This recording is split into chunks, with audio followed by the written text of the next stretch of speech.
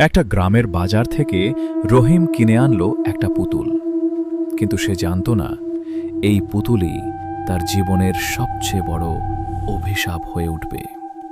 ছোট্ট আয়েশা খুশি হয়ে বলল, এটা আমার। কিন্তু পুতুলটা শুধু তাকিয়েই রইল। সেই রাতেই ঘরের ভেতর শোনা গেল ফিস ফিস শব্দ। সত্য লুকিয়েছ। পুতুলটা ধীরে ধীরে সোজা হয়ে বসল। রহিম ঘুম থেকে উঠে শুনল, তোমার গোপন কথা আমি জানি।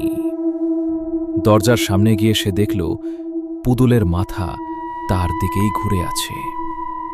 ডিনারের সময় আয়েশা হঠাৎ বলল, তুমি কেন মিথ্যা বলেছিলে? এই কণ্ঠ তার না। ভয়ে তারা ডাকল এক ওঝাকে। ওঝা বলল, এটা পুতুল না, এটা একটা আত্মা। মন্ত্র শুরু হলো। আগুন, ধোঁয়া, ঘর ভারী হয়ে গেল। হঠাৎ পুতুলটা কাঁপতে শুরু করল। আমি সব সত্য প্রকাশ করব। তার ভেতর থেকে বের হলো এক কালো ছায়া। এক ভয়ঙ্কর চিৎকারে সব কেঁপে উঠল। সকালে সব শান্ত। রহিম পুতুলটা পুড়িয়ে ফেলল। কিন্তু সেই রাতেই ফিস ফিস করে শোনা গেল, আমি এখনো আছি।